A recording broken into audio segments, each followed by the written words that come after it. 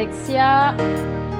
Non, pour l'instant, on va encore juste attendre un tout petit peu. Je suis ravie que vous soyez là un dimanche après-midi.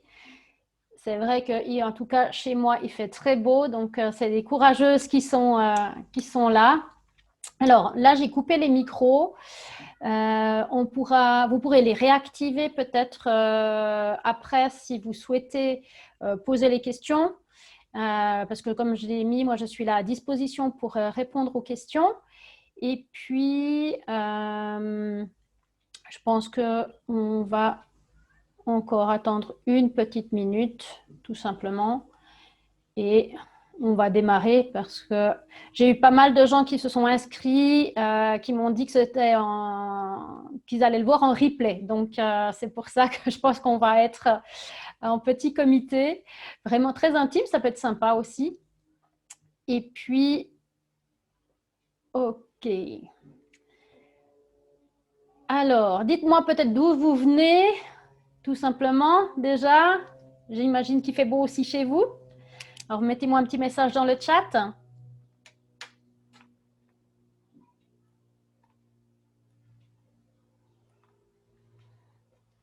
Alors, nous avons Paris. Bonjour Paris. Et Versailles, c'est à côté. Donc, c'est les Parisiennes qui sont en force aujourd'hui. Alors, OK. Ouais, c'est rigolo. Donc, l'une à côté de l'autre. OK, écoutez, on va démarrer. Je ne vais pas vous faire attendre plus longtemps. Et puis, on verra s'il y a des retardataires qui arrivent, qui nous rejoignent. En tout cas, merci d'être là pour ce webinaire du printemps. C'est vrai que nous, en médecine chinoise, on a de l'avance en fait en termes de calendrier. Nous, on est déjà dans le printemps. Ça se voit d'ailleurs dans la nature, puisque on a les oiseaux qui chantent, on a les plantes, les fleurs les arbres qui bourgeonnent, les premières fleurs qui apparaissent. Donc, en médecine chinoise, on a toujours un calendrier qui est un petit peu décalé. Et vous savez aussi qu'il y a le Nouvel An chinois, et donc le Nouvel An chinois annonce le printemps. Donc, c'est pour ça que pour nous, le 21 mars, en fait, c'est le milieu du printemps. Ce n'est pas du tout le début du printemps, bien au contraire. Alors, je vais juste voir ici, hop, si je peux améliorer. Voilà, super.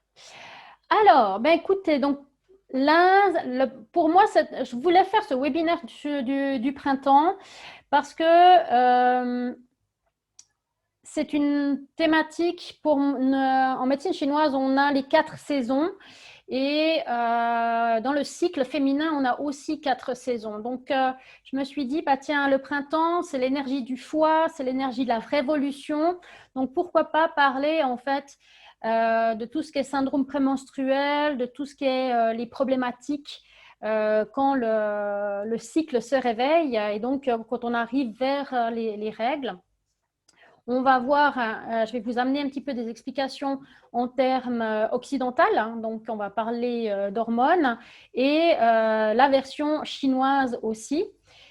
Et puis, j'ai prévu en fait cette année de faire également donc, le webinaire de l'été. Celui-ci va parler plutôt de la période toute fertile, donc les désirs d'enfants et toutes les problématiques qui sont liées à ça. Ensuite, à l'automne, et là j'en suis très heureuse, on va parler à l'automne du cycle, donc c'est-à-dire la préménopause. Et là, j'aurai le bonheur en fait de faire ce webinaire avec un médecin, une gynécologue qui sera là pour m'épauler. En fait, c'est une gynécologue que je connais très bien puisque je travaille avec elle. Et ensuite, on aura pour le webinaire de l'hiver, alors là, ce sera des questions-réponses à tout va sur les problématiques qui sont liées au cycle. Donc, je serai à disposition et ce médecin gynécologue sera également là. Donc, j'en suis très, très heureuse. Elle m'a confirmé que oui, elle était disponible. Donc là, on aura le bonheur d'avoir justement une gynécologue qui est prête à répondre à toutes les questions. Donc, c'est pour ça que j'ai vraiment hâte d'amorcer ces webinaires de saison. Et puis, mais tout d'abord, j'aimerais un petit peu me présenter. Donc, je m'appelle Rachel Sanchez. Je suis praticienne de médecine chinoise spécialisée en gynécologie et notamment en infertilité. Je suis également monitrice en planification familiale naturelle. Je suis certifiée sur 3 méthodes différentes. Donc là aussi, si vous avez des questions, je pourrais y répondre.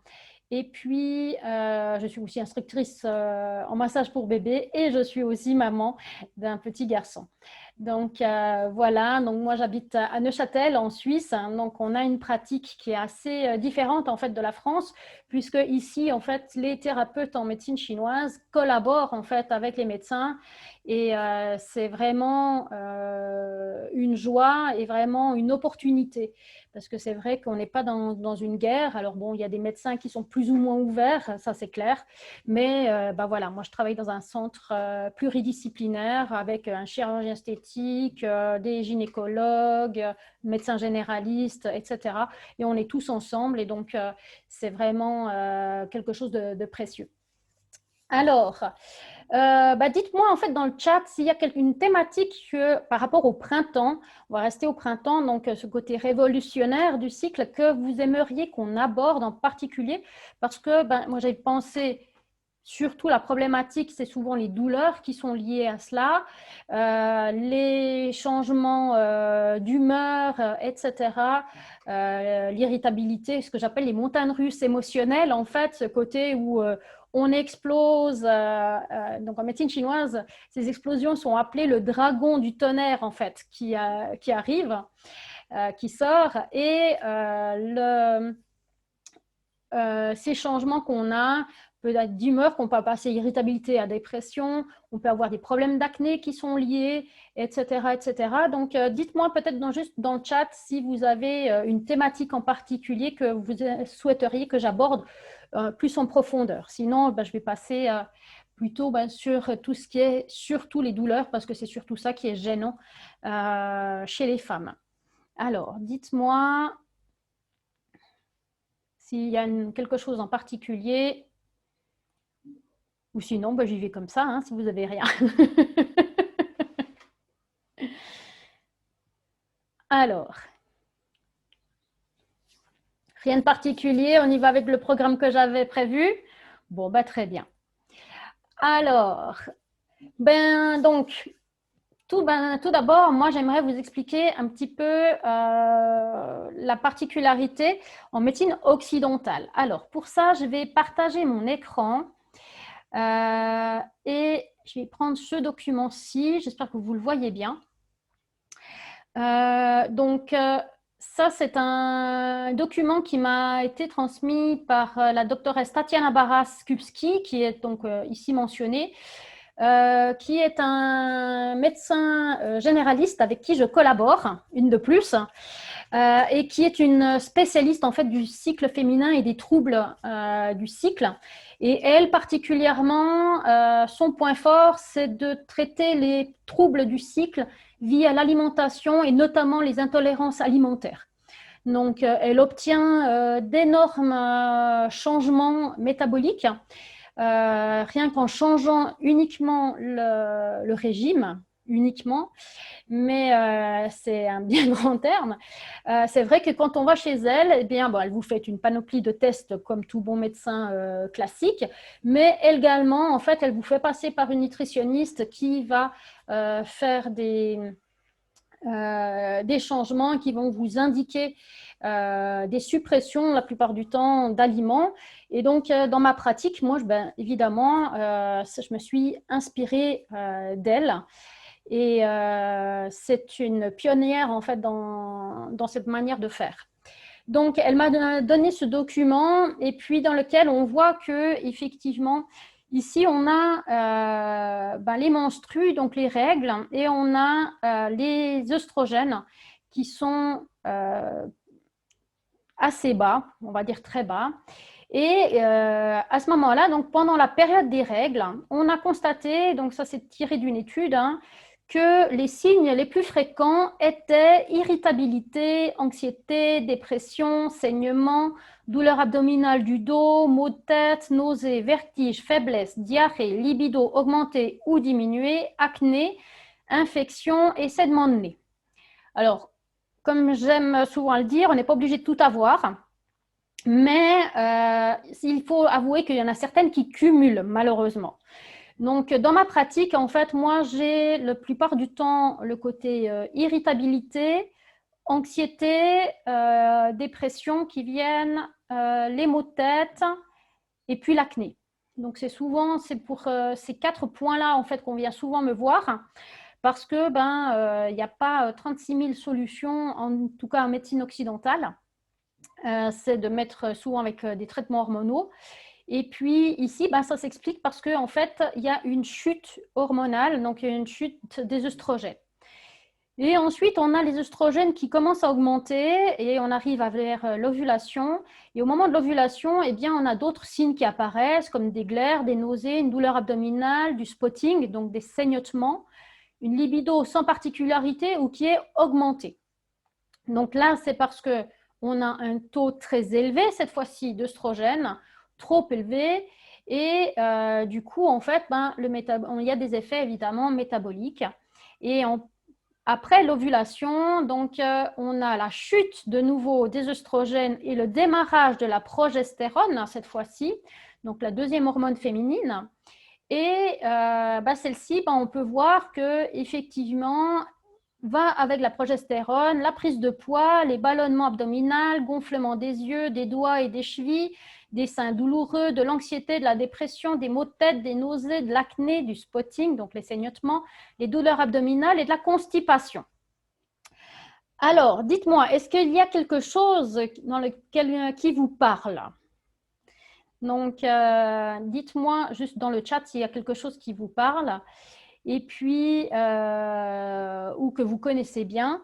Souvent, effectivement, là, de nouveau, c'est parce que c'est la progestérone qui prend le relais, qui monte au plafond, on a une chute d'œstrogène.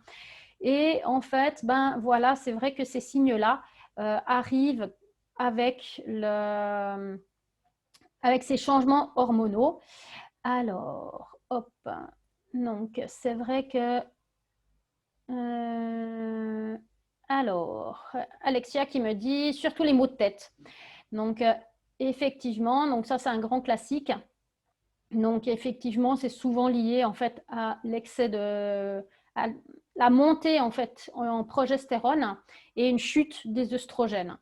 Donc, normalement, la progestérone en fait, elle monte très fort, très fortement ici et elle redescend. Donc, ça c'est du point de vue occidentale. Donc, c'est vraiment ces changements-là. Il faut savoir que la progestérone est une hormone drainante. Donc, c'est pour ça qu'on peut avoir des effets en fait particuliers, notamment quand on est en manque. Et souvent, comme j'aime à le dire, en fait, là, on peut voir sur ce graphique très bien, c'est qu'on a 2 hormones qui travaillent et avec des taux différents. C'est-à-dire qu'on a une fois l'œstrogène qui est bas, ensuite ça monte, il y a une chute, donc ça redescend. On a la progestérone qui est censée s'enclencher, qui est en bas, qui remonte et qui a de nouveau une chute s'il n'y a pas de grossesse. Et à ce moment-là, les règles arrivent. Donc, on a ce cycle-là. Et donc, c'est vrai que pour le corps, avoir 2 hormones avec des taux différents, ça complique quand même la chose. Donc, il faut que le corps réussisse à s'adapter et fasse les régulations correctes. Donc, il arrive à harmoniser ceci. OK? Donc, ça, c'était la version occidentale. Et donc, c'est pour ça que souvent, en fait, la seule solution qu'ont les médecins, c'est de donner des hormones pour essayer de réguler soit la différence, parce qu'il y a le côté balance qui est trop important. Donc, la différence est trop importante, ce qui fait que ça provoque, ça déglingue un petit peu. Et puis, mais ils n'ont pas grand-chose d'autre, d'accord? Parce que pour eux, la régulation hormonale, ils ont un petit peu de peine à réguler autrement qu'en vous substituant avec des hormones. Donc ça, c'est un peu leur solution. Donc maintenant, en médecine chinoise, Enfin, j'espère que c'est clair. Est-ce que vous avez des questions avant que je passe à la médecine chinoise? Je ne veux pas aller trop loin concernant le cycle en version occidentale. Pour ça, si jamais j'ai fait une formation qui s'appelle le cycle facile qu'on trouve sur Internet, je vous mettrai le lien si jamais dans l'email de post-webinaire. Comme ça, vous pourrez y jeter un œil si ça vous intéresse. Mais où là, j'explique tout le cycle. Je passe 1 heure à expliquer le cycle, les changements, qu'est-ce qu'on peut voir et comment observer son cycle et les changements hormonaux qui vont avec. Donc, si jamais. Donc, est-ce que c'est clair? Donc, déjà, de ce côté-là, pour vous? Ouais, super. Merci. Top. Alors, du point de vue de la médecine chinoise. Alors, cette fois-ci, eh bien, il faut savoir que on a toujours ce côté équilibre. Hein, donc, on recherche entre le yin et le yang. D'accord? Donc, nous, on a d'autres termes. Il ne faut pas oublier que la médecine chinoise, elle a juste 3000 ans. Donc, ce n'est pas nouveau. Elle a un petit peu de recul quand même. Et puis, elle a eu assez de population pour tester, pour voir qu'est-ce qui se passait. Et puis, donc justement, on a en médecine chinoise ce côté du yin. Donc, en début du cycle, quand le premier jour des règles, on a la construction. Donc, il y a les saignements. Ensuite, on a le début du yin qui se construit.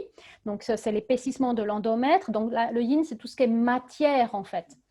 Et puis, construction de l'ovulation, c'est aussi de la matière, donc fabrication de la matière. Donc, il y a ce début de yin. Et on dit en médecine chinoise qu'à l'extrémité du yin se trouve le yang. À l'extrémité du yang, ça se transforme en yin. Donc, il y a toujours, c'est pour ça que dans le symbole du yin et du yang, vous avez les deux, noir et blanc, en fait, qui sont entremêlés. Et on voit justement ce côté que l'infini est là où commence l'autre, en fait. Et l'ovulation, pour nous, c'est la transformation du yin en yang. Et à ce moment-là, on a le yang qui apparaît.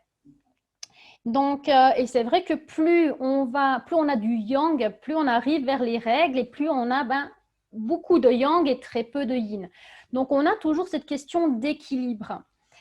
Et puis, à trouver, hein, donc, et à faire. Et donc ça, c'est pour la grande base. Alors, la question maintenant, c'est à chaque fois comment ça se transforme dans le corps. Donc, il faut savoir que l'utérus, en médecine chinoise, c'est ce qu'on appelle la chambre du sang. Donc, c'est vraiment un organe c'est un organe yin qui est censé ne pas bouger et dans lequel le sang va s'accumuler et on dit justement que la stagnation amène la douleur. Donc, c'est-à-dire que là où il y a stagnation, il y a douleur. Là où il y a circulation, il n'y a pas de douleur. Donc, quand le sang arrive dans l'utérus, il commence à s'accumuler, donc il commence à se préparer pour les règles, évidemment. Et puis, évidemment, comme il y a une cumulation d'énergie et de sang, eh bien, il y a la douleur qui apparaît. Après, on va plus loin hein, quand même, si la douleur est devant, en bas-ventre, si la douleur est dans le dos, si c'est en plus de la douleur, on va avoir des migraines. Il va y avoir de l'acné, etc., etc. Et par exemple, les maux de tête sont liés en fait à une montée du yang dans la tête, une montée de la pression, notamment au niveau du foie. Alors, je vais juste vérifier. Bon, okay.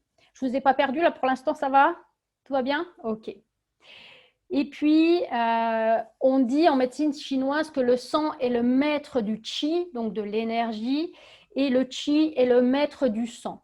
Donc, il faut bien comprendre que pour nous, l'énergie et le sang, c'est comme une rivière qui coule. Vous avez la matière, donc l'eau, donc chez nous, c'est le sang, et le qi, c'est le courant. Donc, les deux sont extrêmement liés. Et évidemment, vous avez des rivières hein, qui ont beaucoup d'eau, mais très peu de courant, tel le Mississippi par exemple, hein, ou bien vous allez avoir des petits fleuves, donc avec peu d'eau, mais avec beaucoup de courant.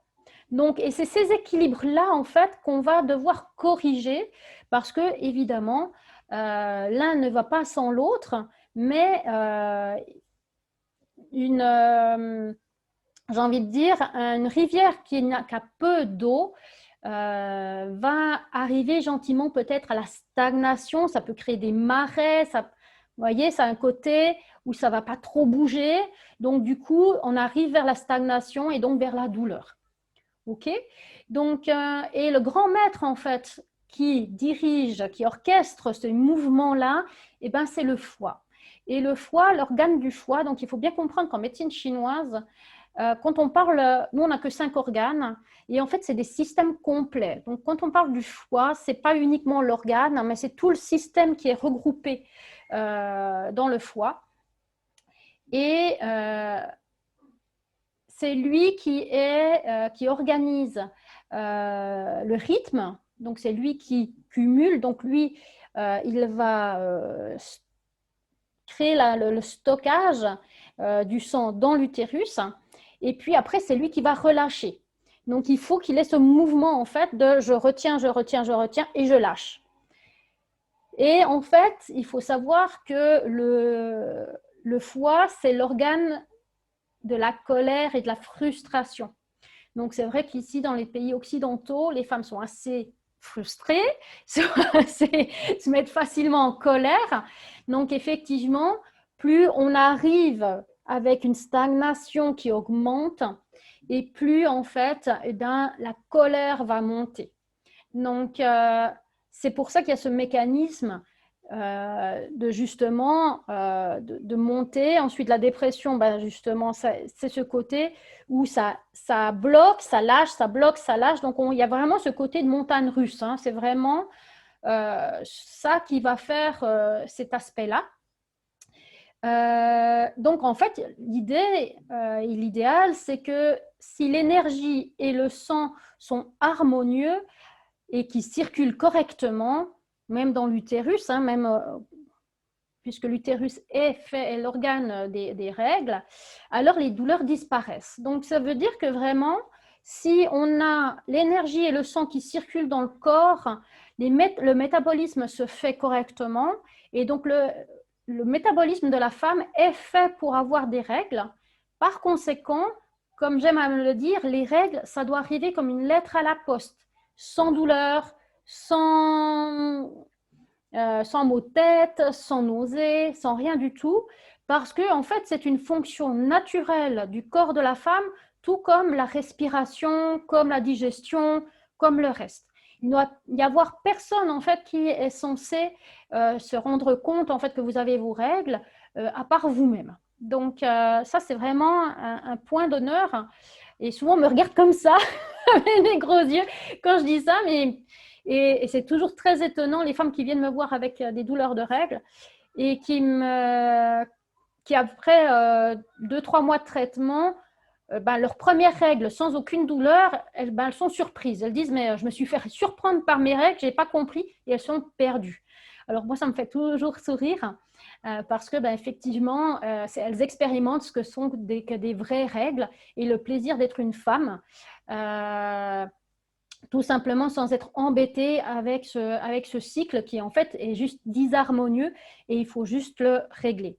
Donc en fait, l'idée c'est de favoriser la circulation dans l'utérus, notamment pour les douleurs des règles, mais par exemple pour l'acné, eh bien là ça veut dire qu'il y a de la chaleur. Donc il y a le yang c'est la chaleur, donc on disait le yin c'est la matière. Et en fait, le yang, c'est l'énergie, donc la chaleur. Donc en fait, quand il y a explosion d'acné, ça veut dire qu'il y a quand même de la chaleur sous-jacente en fait dans le corps et qui est potentialisée par ce yang qui arrive lors des règles. Donc voilà pourquoi en fait on a ces explosions. Les maux de tête, les migraines, ben, c'est lié justement à ce foie qui se bloque. Donc nous, on va toujours aller chercher quelle est la problématique. Donc si c'est vraiment que les douleurs, ben, on va traiter ben, justement ce mouvement d'énergie. Si c'est de l'acné, à ce moment-là, on va éliminer cette chaleur sous-jacente qui est toujours présente, parce que ben, c'est normal, hein, le yin et le yang arrivent naturellement, mais il ne faut pas qu'il provoque en fait des éléments euh, qui viendraient embêter. D'accord. Pour les migraines, ben, c'est pareil. Souvent, les femmes qui ont des migraines sont des femmes qui sont très stressées, qui aiment, j'ai envie de dire, le contrôle. C'est vraiment, il faut savoir que le foie, c'est le général du corps. Donc, souvent, c'est des femmes qui dirigent, hein, qui ont beaucoup de responsabilités, qui gèrent beaucoup de choses, et il y a une grosse pression. Donc, c'est pour ça que souvent, ben, il va falloir libérer le foie, etc. Donc, nous, on appelle caresser le foie. Donc, on va lui dire, calme-toi, ça va aller, tout va bien, tout va bien se passer. Et du coup, on va parler de choses qui vont aider à déstresser, en fait, tout simplement à gérer mieux le stress. Donc, est-ce que ça va? Est-ce que c'est clair comme ça? Donc, je pense que c'était déjà au niveau, en termes d'explication, je suis passée très vite, hein, évidemment, on va toujours plus loin, mais j'aimerais vraiment vous donner en fait des solutions. Comme j'ai dit, alors c'est pas la panacée, ce que je vais vous donner, mais par contre, ce sont des astuces qui vont pouvoir aider assez rapidement les femmes.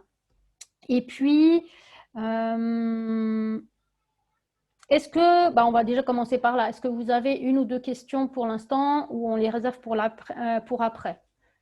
Donc, là, on laisse pour après? Ok. Alors, ouais, super. Ok, bah super, si tout va bien. Alors, on va commencer. Alors, moi, je travaille donc en médecine chinoise avec acupuncture, phytothérapie et puis l'aromathérapie, notamment, parce que ce sont des outils. Alors, moi, je travaille beaucoup en fait avec la phytothérapie parce que pour la gynécologie, donc les plantes sont nécessaires, sont beaucoup plus efficaces. L'acupuncture, on ne fait pas de l'acupuncture comme en Chine. Pour avoir un traitement d'acupuncture efficace, je dirais qu'il faut entre 2 à 3 séances par semaine, ou en tout cas au démarrage. Donc, ce qui fait que c'est difficile en fait d'avoir ce rythme-là sur plusieurs semaines. Donc, c'est pour ça, notamment, et en gynécologie, en plus, on travaille sur des cycles de 3 mois. Donc, c'est le temps que le cycle soit vraiment bien amorcé. Donc, ce qui fait que ça prend du temps. Et puis, c'est long et court en même temps, hein. En 3 mois, c'est réglé. Mais c'est vrai qu'on est sur des phases de 3 mois. Et souvent, la femme est sur le sang, donc sur la matière. Donc, il faut travailler avec de la matière. Donc, souvent, c'est les plantes qui vont apporter cette matière. Et aussi beaucoup avec l'alimentation, puisque c'est le premier médicament, en fait, hein. Donc, ben on va commencer avec une petite astuce, c'est le massage. Donc, hop, je vois juste un petit message. Ouais, tout va bien. Ok, super. Alors, donc, le premier massage, c'est un confrère en fait qui m'a donné cette astuce. Qui est en fait ce qu'on appelle un point TAN d'expérience. Donc, il est répertorié nulle part. Euh, mais il est connu parce que bah, justement, le docteur Tan, donc ça c'est une méthode d'acupuncture qui est connue, qui est réputée, qui travaille avec les mains, enfin, donc les points d'acupuncture sur les mains.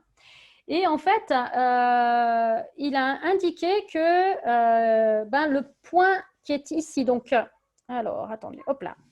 Donc, vous voyez, vous cassez le poignet, ici, et puis à un travers de doigt, donc juste ici, vous avez le fameux point. Et donc, en fait, on va, hop, voilà, ici. Et on va pouvoir soit même appuyer avec un stylo, hein, soit tout simplement le masser dans le sens anti-horaire, donc le sens inverse des aiguilles d'une montre, donc des deux côtés. Et ça, vous pouvez le masser soit pendant la douleur, soit en prévention. Donc, c'est à volonté. Donc, on peut même y aller un petit peu assez fort. Hein, donc, c'est pour ça qu'on préconise même d'y aller avec un stylo et puis de bien appuyer dessus. Ça, il n'y a pas de souci. Donc, ça, c'est le premier point qu'on peut masser. Ensuite, il y a un autre massage qui est au niveau du bassin. Alors, je vais me lever. On va voir si. J'espère que vous verrez. Alors, on va enlever la chaise en espérant que vous puissiez bien me voir. Alors, en fait, c'est simplement, donc ça, c'est aussi en prévention. Et puis, on va, avec le tranchant de la main, simplement, on va masser depuis, hop, je monte un petit peu depuis donc, les os du bassin ici. Et puis, on va descendre tout simplement et frotter le long des os iliaques, hein, donc les os du bassin. Et puis, on peut frotter jusqu'à ce qu'il y ait une bonne chaleur, en fait, qui apparaisse. Et ça, on peut le faire vraiment en prévention. De nouveau, sans aucun problème. Donc, ça. Après, on peut même frotter les laines, hein, s'il y a nécessaire. Hein, d'accord? Mais si on frotte bien, justement, avec le tranchant de la main, ça peut être un bien. Après, il y a des femmes qui ont des douleurs dans le dos. Alors, pour le dos, en fait, on va simplement mettre les mains et frotter le sacrum. Hop, j'espère que vous me voyez. Hop là, je tombe. Voilà, comme ça. Donc, simplement bien frotter le sacrum. Et puis ça va amener de la chaleur au niveau du bassin. Là, c'est pareil. Il faut vraiment que ce soit une chaleur qui diffuse, en fait, qui amène ce côté bien-être. Donc ça peut être en prévention. Donc ça, vous pouvez même pendant la douleur des règles. Et puis, il y a un autre massage, j'aurais dû rester debout, où on va simplement tapoter, hop, le bas-ventre. Mais par contre, donc là, on va simplement tapoter sur le bas-ventre. Donc doucement, tout le long, donc sur les côtés, etc. Ici, le long, sur les côtés, sur la ceinture, on a un méridien qui est le méridien ceinture. Donc, on va essayer de faire bouger et de réchauffer ce méridien. Et puis, le tapotage, alors ça, par contre, il est interdit de faire pendant les règles. D'accord? Parce que ça va augmenter, au contraire, les saignements. Donc, c'est de la prévention. Donc là, on peut justement masser, donc bien frotter, faire chauffer cette zone. Et ça va amener en fait de la chaleur, de la circulation au niveau du bassin. Et donc ça, on peut le faire en prévention. Et puis, donc avec le tapotage. Et on peut, le tapotage, alors par contre, on ne le fera pas pendant les règles. D'accord? Est-ce que ça va?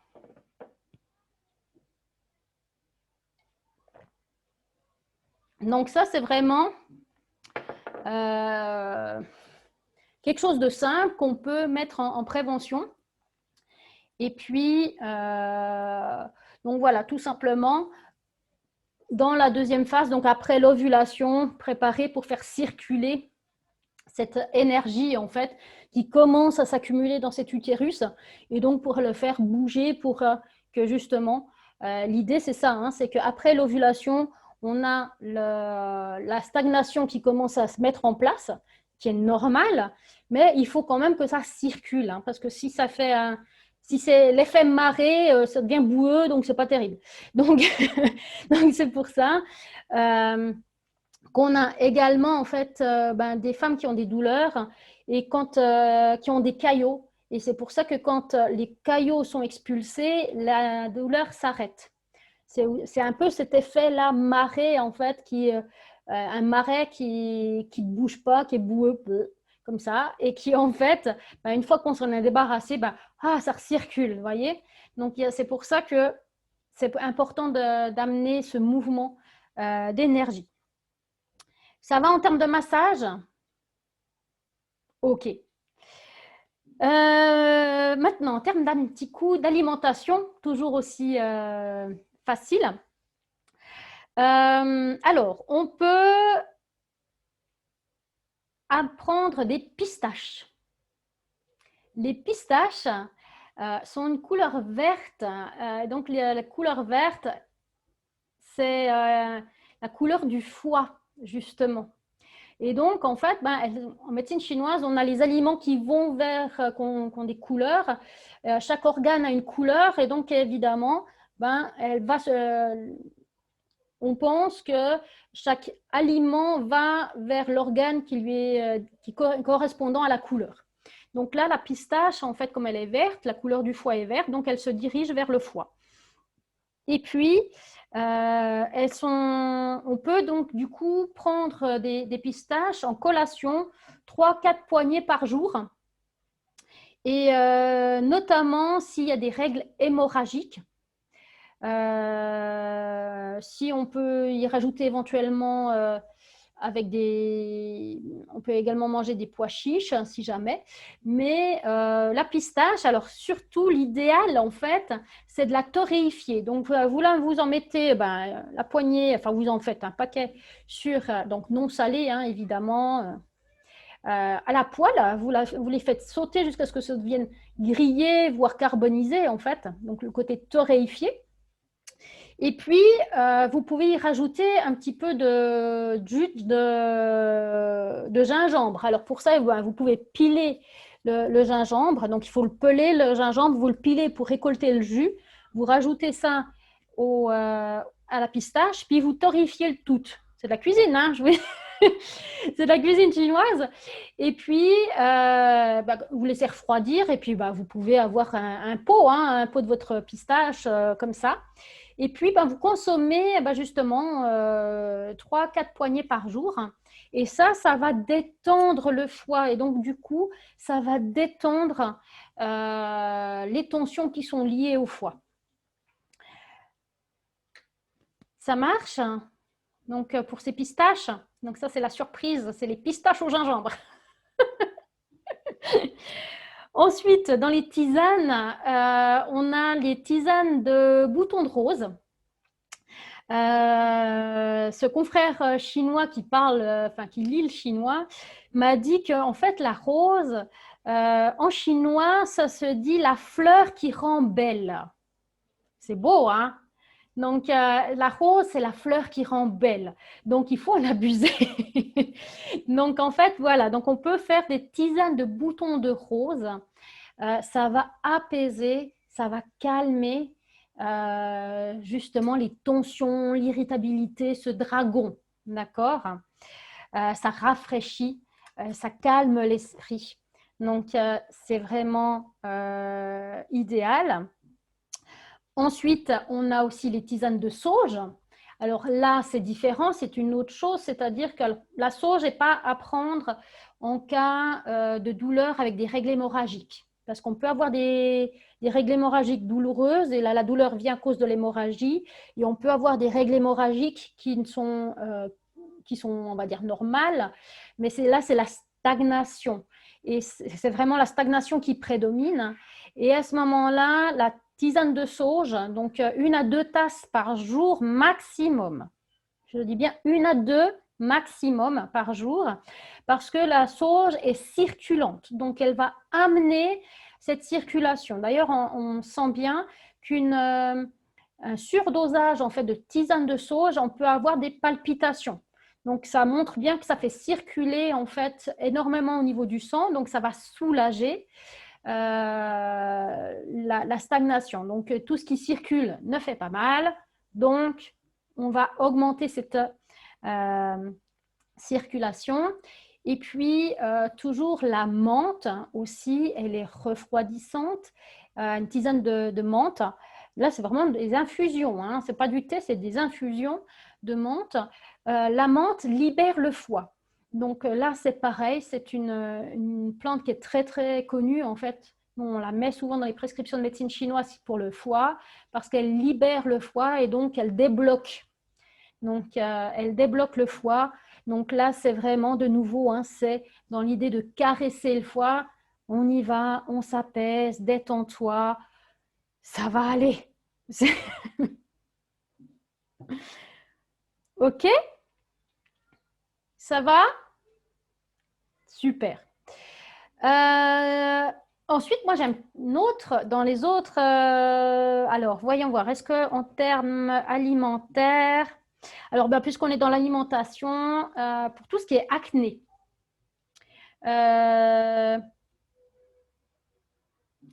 je reviendrai juste à l'acné, juste pour les alimentaires, toujours pour les règles hémorragiques.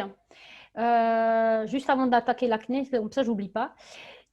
Pour les règles hémorragiques, de supprimer ou en tout cas baisser la viande rouge 10 jours avant les règles font diminuer les règles. D'accord? Donc, j'ai encore jamais vu de végétarienne avec des règles abondantes. Donc, ça, c'est quelque chose qui est naturel. Donc, justement, il faut savoir que, ben voilà, de baisser sa consommation de viande rouge avant les règles permet de baisser le côté règles hémorragiques. OK? Et donc, souvent, les douleurs qui sont liées à l'hémorragie. Donc, voilà. Donc, là, c'était juste pour l'aspect règles hémorragiques. Pour l'acné, on va supprimer, alors là, souvent, c'est sur du long terme. L'acné, en médecine chinoise, c'est ce qu'on appelle chaleur-humidité. Donc, on a deux facteurs.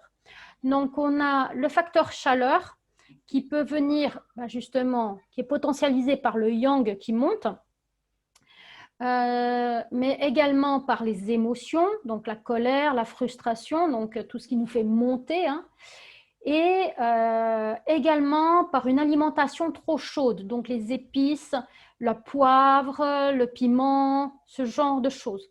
Les gens qui mangent indien, les currys, le tabasco mexicain, etc., très fort, très pimenté, souvent ces gens, c'est qu'ils ont qui abusent de ces aliments-là, de ces côtés pimentés, c'est souvent qu'ils ont un foie qui est bloqué et donc ils essayent de faire circuler parce que le piment fait circuler. Donc, mais le problème, c'est que ça amène de la chaleur. Donc, c'est un phénomène. Donc, il va falloir baisser ce type d'aliments. Et puis, l'autre facteur, on a dit que c'était l'humidité. Et là, je sais, pour les Français, que c'est terrible ce que je vais dire, pour les Suisses, c'est pas triste non plus, hein. Mais pour les Français, c'est vraiment très violent. C'est d'arrêter les produits laitiers.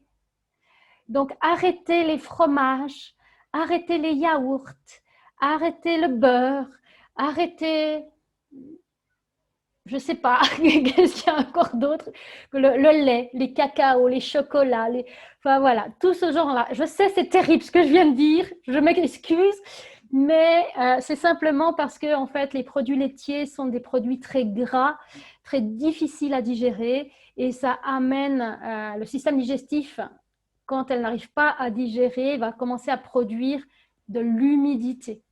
Donc souvent, quand les personnes qui viennent chez moi pour les traitements d'acné, là, c'est régime, produits laitiers, c'est suppression totale pendant au minimum 3 semaines. Minimum 3 semaines. Donc, et souvent, elle me regarde comme ça en me disant, mais comment je vais faire? Moi, mon fromage, mon yaourt, mon café au lait, qu'est-ce que j'ai? Bon, alors chez nous, on a le Bircher, qui est notre truc bien suisse. Alors, là, c'est vraiment, je dis, ben voilà, si vraiment vous ne pouvez pas vous en passer, la fondue, la raclette, hein, ça c'est excuse. Là, ça va, on sort de l'hiver, donc c'est un peu plus facile à annoncer, mais c'est vrai que c'est difficile. Et à ce moment-là, je leur dis, ben voilà, il va falloir supprimer. Et là, on voit vraiment en termes d'acné, donc si on baisse en termes la chaleur, on enlève l'humidité, et ben là, il y a une amélioration. Alors, et souvent, effectivement, c'est accompagné de traitements, hein, de phytothérapie pour drainer, etc., etc. Mais déjà, arrêter les produits laitiers et arrêter le sucre. Ça, le sucre, c'est pareil, c'est de l'humidité. Donc là, il va falloir arrêter les biscuits, Enfin voilà, souvent on a ces alimentations-là qui sont très sucrées, très... euh, c'est junky food quelque part, hein. C'est un petit peu ce côté où vraiment c'est le système digestif qui n'arrive pas à travailler correctement. Donc là, en 3 semaines, on va réussir à lui faire une pause à ce système digestif et qu'il commence à travailler, à éliminer pour que justement il puisse ne pas devoir exploser. Donc ça, c'est vraiment ce côté acné hormonal. C'est parce que justement, il y a ce côté déséquilibre, mais là, c'est surtout un déséquilibre alimentaire, en plus du côté hormonal qui est venu se mélanger, quoi. Donc, on arrive très bien à corriger. Et c'est vrai que, ben, après, une fois qu'on a tout corrigé, que c'est bien en ordre, etc., et que c'est de nouveau harmonieux, on peut repartir, en fait, à manger du fromage, à manger un yaourt. Mais là, c'est de nouveau, c'est de temps en temps. Et c'est vraiment, on voit tout de suite, c'est un petit peu, vous savez, la limite. On sait tout de suite que ben, voilà, si j'ai mangé du salami, un jour après, ben, j'ai des boutons. Ben, là, c'est pareil, c'est-à-dire que ben, je vais manger du fromage.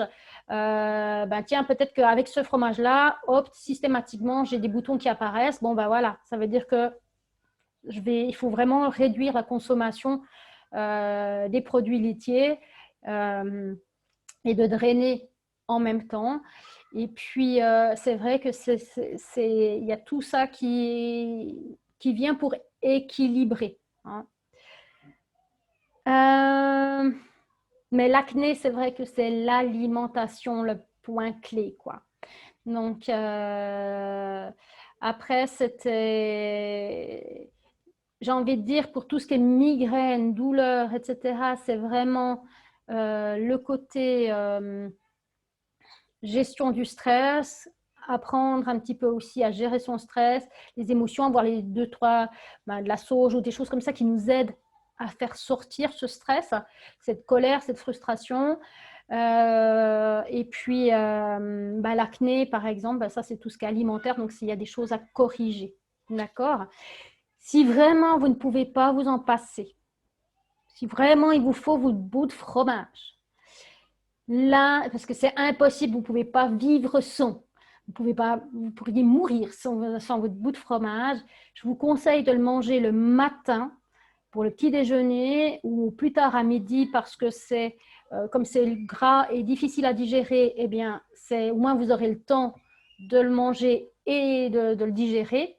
Et idéalement, passez plutôt au lait de chèvre ou lait de brebis parce qu'ils sont moins gras que celui de vache. Ça marche? Ouais? Ok. Ça va pour l'alimentation? Un petit peu ces petites astuces comme ça? Comme c'est pas la panacée, hein, mais par contre, c'est des petites astuces faciles à mettre en place qu'on peut faire. Donc, super.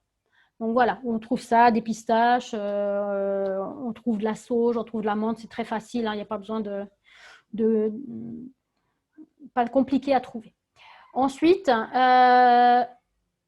une des petites astuces, ben c'est toujours pour les douleurs de règles, c'est le aramaki. Alors, je vous présente. C'est en fait une ceinture, tout simplement, que l'on va mettre autour du bassin. Donc, alors bon, moi je l'ai acheté ici sur Internet, hein, donc tout simplement. Alors, ça c'est une technique japonaise.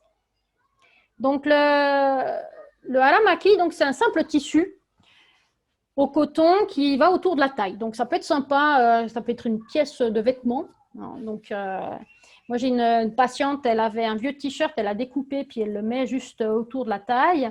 Souvent, je propose, notamment en hiver, un châle.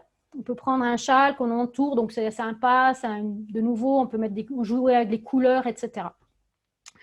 Alors, c'est quoi un aramaki? Ça permet de donner de la chaleur en fait au bassin et notamment au hara. Donc le hara pour les Japonais, c'est le tantien en fait pour les Chinois, c'est le centre énergétique. D'accord? Donc il se trouve à deux doigts entre deux travers de doigts sous le nombril ou c'est dedans, hein, donc c'est deux travers de doigts sous le nombril, même chose dans le dos. Et puis, typiquement, si on a des douleurs dans le dos, comme on a dit, on peut masser cette zone, mais également d'avoir ça. Donc, on peut dormir avec, et c'est pas mal parce qu'on peut le mettre sous les vêtements, donc sous une blouse ou comme ça ne se voit pas. Souvent, on voit ça chez les femmes enceintes, en fait, qui portent ça pour le ventre, mais ça marche aussi très bien pour tout ce qui est douleur et ça amène la chaleur. Donc, de nouveau, cette chaleur, parce que la chaleur permet de faire circuler. Donc, du coup, de maintenir le bassin chaud, les organes génitaux au chaud et donc d'augmenter la chaleur. Et on voit que souvent, chez les femmes un peu plus âgées, souvent avoir les reins à l'air, maintenant c'est plus trop la mode, mais du coup, c'est pas agréable. Donc souvent, elles ont des pulls ou des choses comme ça, et puis elles sont tout le temps en train de se tirer la blouse ou le pull pour garder les reins à l'air. Et souvent, elles vont vous dire, moi, j'aime pas avoir les reins à l'air parce qu'elles ont froid. Donc justement, on peut se mettre ce haramaki. Donc hara, donc du hara, et maki, ça veut dire entouré, donc ce qui entoure le hara. Donc, ils sont forts, ces Japonais, quand même. Mais donc, voilà. Donc, ça, c'est une astuce japonaise et une pièce de vêtement qu'on peut mettre. Ça peut être du coton. Il faut que ce soit quand même assez chaud. Hein, donc, vraiment agréable à porter.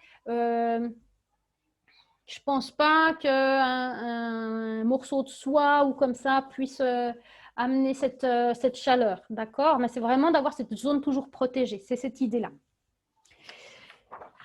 Et puis, donc ça, voilà, ça c'est la petite astuce vêtements. Et puis, pour finir, j'aimerais vous parler un petit peu d'aromathérapie.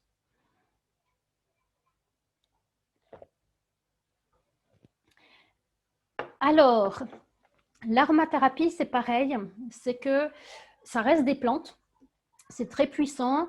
Pareil, on peut avoir soit les flacons sous la main, soit on peut faire en fait des mélanges. Et là, on m'avait donné l'astuce, l'antidouleur des règles, qui était en fait de mélanger de la marjolaine et de la lavande vraie. Donc, marjolaine, lavande vraie, avec de l'huile végétale d'arnica. Donc, il faut savoir que les huiles essentielles, quand on met sur la peau, il faut toujours que ce soit mélangé à une huile végétale. Hein. On ne sait jamais pur sur la peau. Donc, ça, il faut vraiment qu'il y ait toujours un support. OK. Donc, on mettra au total 6 à 20 gouttes. Ça dépend un petit peu quelle puissance vous voulez. Par cuillère à café d'huile végétale. Donc, c'est vraiment une dilution 5 à 20%.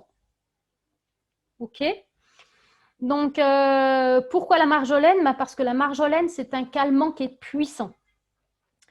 Donc, il y a cet aspect de détente. La lavande, c'est pareil, c'est pour apaiser, pour détendre. OK? L'arnica, donc l'huile végétale d'arnica, c'est une huile qui est stimulante au niveau circulatoire. Elle réchauffe, elle est chauffante. On l'utilise aussi pour le périnée, par exemple. Et elle est tonifiante. Donc, avec ça, vous pouvez vous préparer cette petite huile et vous faire un massage justement du bas-ventre et du dos.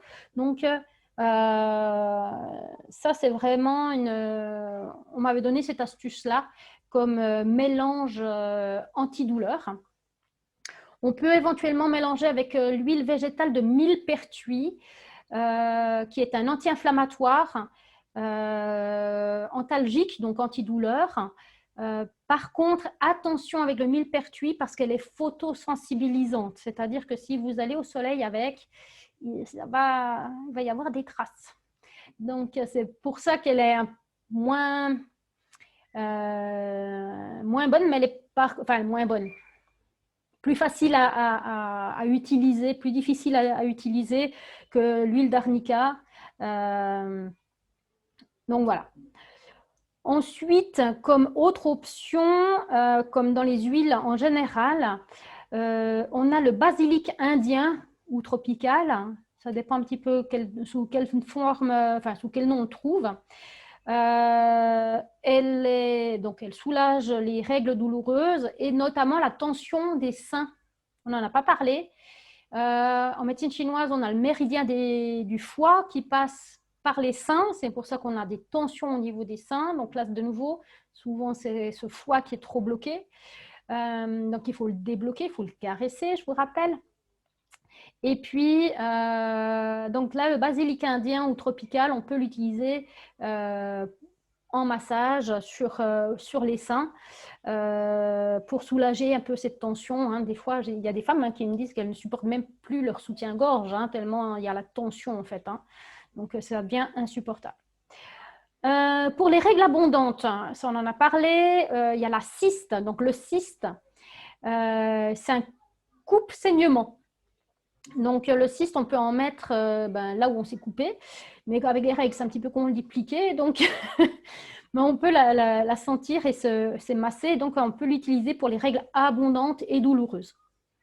OK, donc ça va apaiser, ça va calmer le saignement.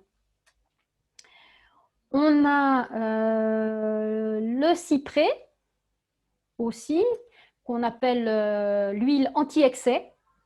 Donc, c'est un régulateur hormonal. Hein, donc, celui-ci, alors il est idéal pour tout ce qui est syndrome prémenstruel, aménorrhée, donc plus de règles, règles douloureuses, pour les bouffées de chaleur lors de la ménopause, enfin tout ce qui est excessif, quoi. Donc, ça va calmer les excès.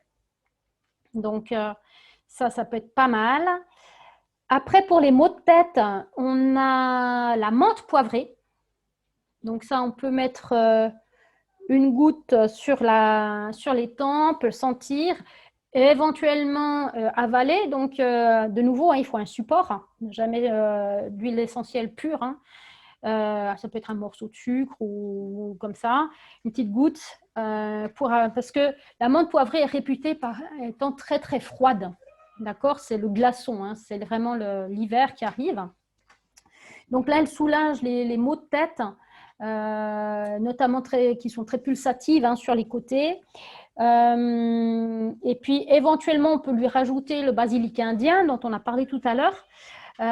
Et pour masser la zone douloureuse, puisque c'est froid, hein, donc on va avoir cette sensation. Alors, ça, c'est la médecine occidentale. Hein, donc, c'est une zone chaude qui est douloureuse, etc. Donc, la médecine occidentale, elle va amener du froid pour anesthésier la douleur. Nous, les médecines chinoises, nous, on va amener de la circulation, donc de la chaleur, donc c'est l'opposé, pour justement enlever la douleur. Donc, c'est deux attaques différentes de manière de traiter. Une, c'est pour anesthésier, l'autre, c'est pour faire partir, en fait, la stagnation, la douleur. Donc, c'est deux approches différentes. C'est là où on voit vraiment le milieu occidental et oriental. Hein. Donc, on a dans les menthes, on a toujours la menthe bergamote aussi, qui stimule les fonctions ovariennes. Donc là, c'est pareil. Et puis, pour celles qui ont des spasmes durant les règles, on peut utiliser la menthe verte, la nana, si jamais. Donc, et puis, pour finir, on a tout ce qui est, parce que c'est quand même, c'est une période de stress, de nervosité, d'angoisse. Il y a des femmes qui ont même peur d'avoir leurs règles. Hein. Elles se sentent un peu agitées ou peuvent avoir de l'insomnie qui peut venir avec. On n'en a pas parlé non plus. De la dépression. Donc là, on peut avoir le petit grain bigarade. On peut prendre ça. Donc, c'est de nouveau, hein, c'est pour un déstressant. Et puis, le grand Manitou, en fait, comme régulateur hormonal des femmes et qui draine le foie. Je l'ai appelé le romarin à verbénon, pardon. Le romarin à verbénon. Celui-ci, donc, il traite à peu près tout. Hein. Donc, les cycles courts, les règles abondantes, la ménopause, les pertes vaginales, les prises de poids hormonales qui sont souvent en lien donc, lors de la ménopause, les manques de progestérone, etc., etc. C'est vraiment le grand maître, j'ai envie de dire, de tout dérèglement hormonal. Et puis, on a rapidement parlé de l'insomnie. Là, on peut, par exemple, mettre du ylang-ylang, par exemple. Voilà. Je crois que j'ai fait le tour un petit peu. Alors, dites-moi, est-ce que vous avez des questions? Maintenant, vous pouvez peut-être ouvrir vos micros si jamais, ou poser des questions via le chat, comme vous voulez. Oui, bonjour de vive voix. Bonjour. Et merci beaucoup pour toutes ces informations, mais j'ai pas réussi à noter assez vite. En fait, la menthe bergamote et la menthe verte, je voulais que vous me redisiez les cas de figure où vous l'utilisiez. Alors, la menthe bergamote, c'est vraiment, elle stimule les fonctions ovariennes. D'accord.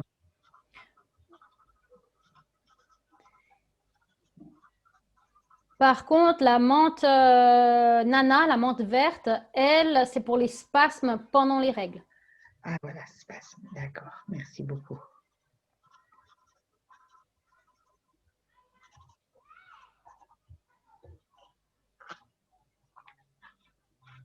Ça va? Oui, merci beaucoup pour tout. Waouh.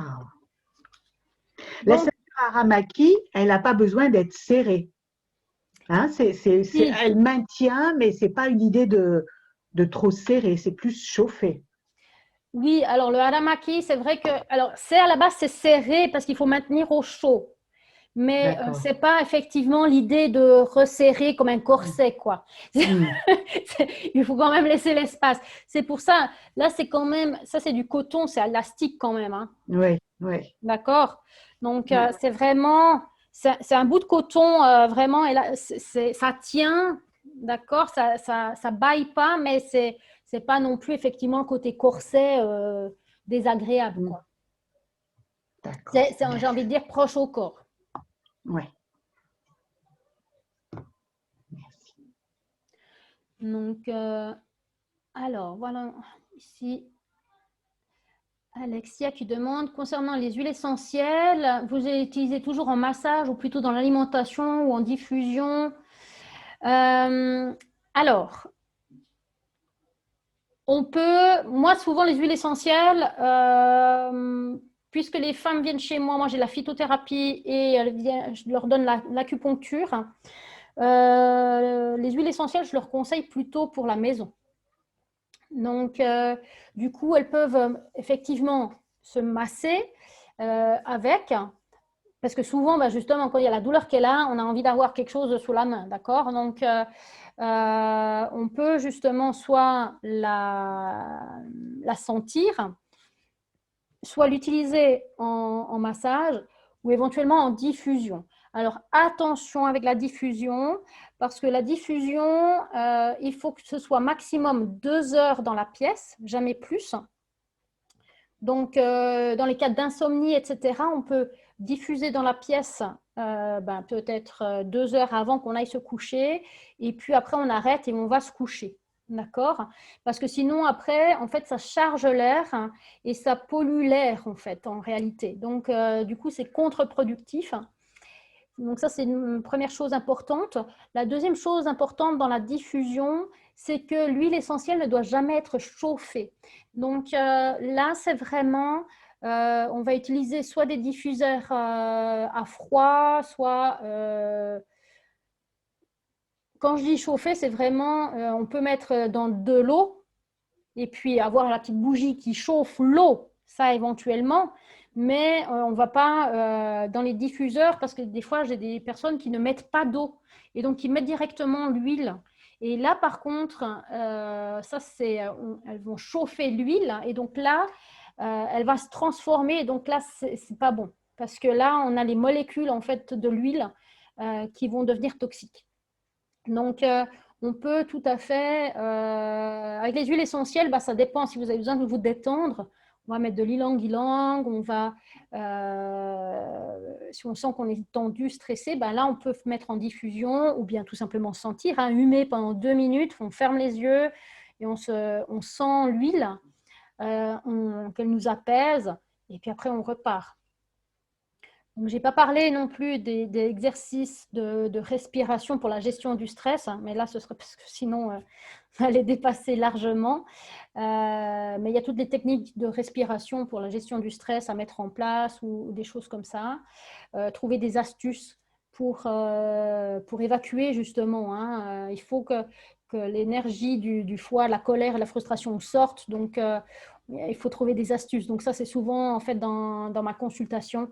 On va en parler, voir quelles sont les solutions, etc., qu'on peut mettre en place.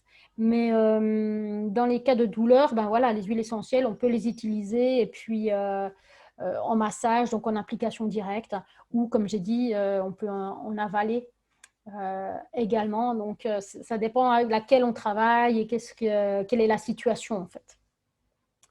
Est-ce que j'ai répondu à votre question ?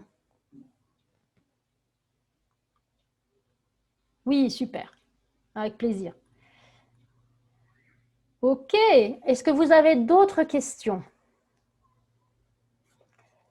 Donc, voilà le printemps. Donc, si vous n'avez pas d'autres questions, comme je vous ai dit, il y a des solutions, vous en avez vu. Il y a des solutions qui existent, que ce soit pour les règles hémorragiques, pour les tensions, pour les tensions des seins, pour les douleurs, etc. Ça existe, que ce soit en alimentation et autres. Il faut juste les connaître. L'aromathérapie, la phytothérapie. N'hésitez pas à aller voir si vraiment des naturopathes, des médecins chinois qui sont des spécialistes de l'équilibrage. Et puis, si vous êtes, comme je vous ai dit, intéressé en fait par connaître un peu plus le côté occidental avec tout ce qui est fonction hormonale pure, physiologique, là, comme je vous ai dit tout à l'heure, il y a ma formation en ligne qui est aussi disponible. Pour celles qui se sont inscrites et qui ont assisté au webinaire, avec un code webinaire, il y a 10 € de réduction. Donc, tout ça, je vous le mettrai dans l'email. Et puis, voilà. Donc, moi, je reste à disposition. Je suis toujours ravie de donner des astuces parce que mon idée, c'est vraiment que les femmes vivent leur cycle de manière harmonieuse, sans le subir, mais vraiment qu'elles puissent être des femmes en pleine puissance et donc vraiment qu'elles puissent s'épanouir. Et j'espère vous retrouver dans le prochain webinaire, si jamais, pour le webinaire de l'été. Et puis, je vous remercie de votre attention et je vous dis à très, très bientôt. Merci.